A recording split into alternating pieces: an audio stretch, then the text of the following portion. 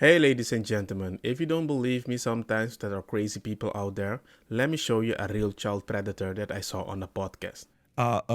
Brace for impact, parents. I highly recommend you watch this for your own self and start teaching your kids I before they do. come I across do. somebody like this. Go ahead, Rob. How did you get them alone? Grooming. I would check out their family situation.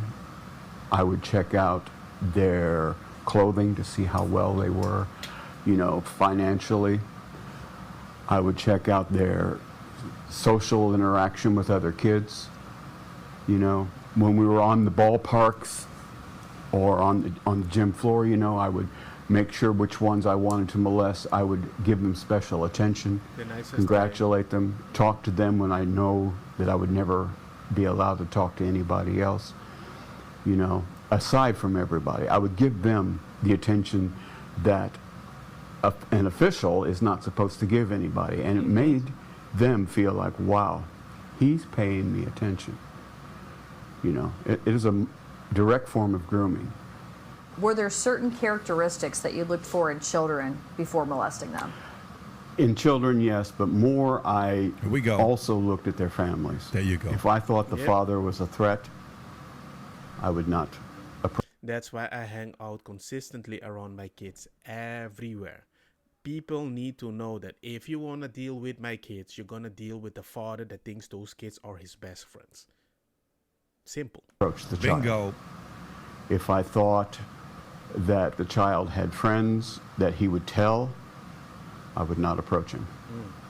If I thought the child had friends that were in the same capacity he was, I would approach him. For the simple fact that if I could molest him, I could lure him into believing, grooming him into believing that he would enjoy it.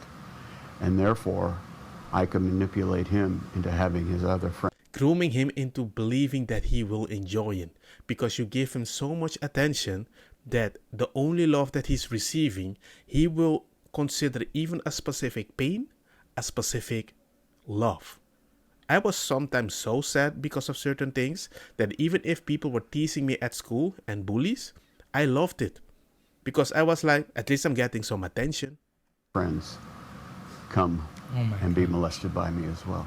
So perhaps a child that doesn't really have a whole lot of friends, maybe not really a strong family, things like that. Yes, no spiritual values, No spiritual values. weak in education, needs help in many ways, even from split parenting, has a mother who may be having problems with the family, well, here comes superhero in. Most of these cases happen usually when people bring new people after a destroyed relationship. Not here blaming women. All I'm saying is you have to be extra careful because that will do anything to get close to those kids. And to help out, wow, well, thank you very much.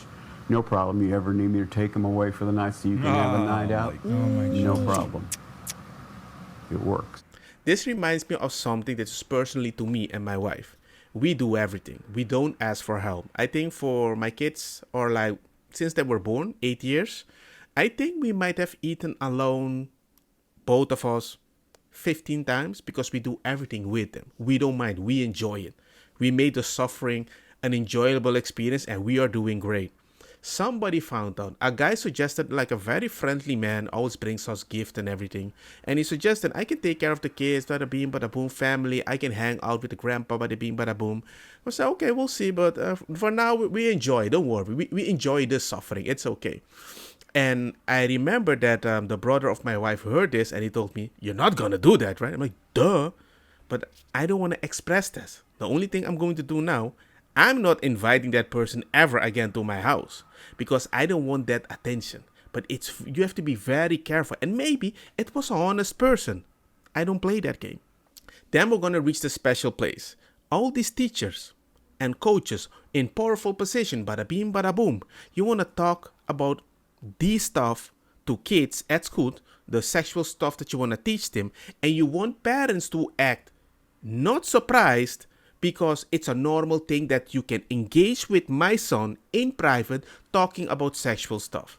This video points out some really good topics when it comes to who has access to this information easily. Who has the profession where they can determine these types of things that this individual did to attack children? And I would argue that teachers have all this information in abundance of all of their classrooms. And when you pair something like that knowledge with pride flags happening in classrooms, which I'm a huge proponent that we should ban pride flags out of classrooms, you are opening up the door for these teachers to have sexual conversations with students that is highly inappropriate. It was a no-no back in the day to talk about funky funky with any kid, right? Now you make that normal for them to talk with them because you're teaching them something, because you're affirming something. I don't think you're helping them affirming something. You're affirming something, because the fact that you're so happy that it might be LGBTQ, the way you celebrate it might be beautiful, but think about how the kid might perceive it. Think about how they see the world. How many times did a kid not like a specific food? Then you get a bunch of kids that eat that food and the kid's like, actually, mommy, it's yummy. They have a different capacity of the brain. That is not effective to their education. I argue that if you're hanging a pride flag in your classroom, I want you to explain that to me as if I'm a 6-year-old, and it's going to boil down to sexual preference. Yeah. And that is no conversation for a stranger, an outside entity from the family home to have that discussion with the child. And this video fully proves that when you look at an educator, as a parent, you should be questioning teachers more so than any person that your child is around. You should be very involved in the things that your child is learning, because they have access to ultra-sensitive information that can jeopardize your child's well-being positively or negatively. That's 100% true, because I used to be the dean of a school, and I would, academic dean, and I would work with kids aged seventh grade through high school, and I knew everything about their families. I knew everything about their parents. I knew what was going on in their home. I knew if that child was troubled. I know if they're on medications, ADHD medication, whatever it may be. I know what their academics looks like. And that is the power that you want to give some of these special people. Bruh, it's like playing the game on easy mode. Come on, man. I know how many times they're in and out of the office, if there's an emotional trauma or emotional problem. I know some of what's been discussed with a guidance counselor. This is 100% true. And this is why I think you've seen this blow up in homeschooling, because there's such a deep concern about what's going on in schools now. And parents think that they can't monitor it adequately. They're like, well, I'm not there all day. Ultimately, you are giving your children away to an institution for a period of time in the day. You can try to be as present as possible. You can do those parent-teacher conferences. You can have those in-person interactions. But many parents are feeling like, especially if they have no choice but to put their kids in public school right now, they're feeling very, very concerned and afraid, which is why the homeschooling industry is blowing up the way that it is. All I know is I leave my kid around a specific time at school, and I pick him up, and 8 hours have passed. They will eat at school. I don't see them. And the only thing I can be is be very active. I want everybody to know at that place that I'm not a father that you need to mess with. I know everything. I want to know everything. I focus on every details. And all the teachers like, oh man, you're freaking hyper focused. I'm like, hey man, it's my child. He's my gem. He's my reason to live. I got MS, but it feels like I don't have MS because I love them so much. So I project that out there. If you mess with my child, I'm going after you. Very simple. And that is something that we need to project more, with a little more masculinity. I told the teacher once, if you keep hugging my kid in a specific way, once a random person hugs my kid that way, he's gonna think it's normal. You're teaching him. I'm not here to blame you that that teacher is a bad teacher. I'm here to tell you you're teaching him that once he grows and I'm not even there and you're not even there, he's going to think that's normal. Then the teacher was like, oh, you made a good point. Sorry, we're going to change that immediately. That is the type of father that I want to be forever. But sadly, I know not a lot of people can do that. So I can't tell you to stay in an abusive relationship, no. But if it's not abusive, sometimes try to work it out in a different way for your kids, if you can.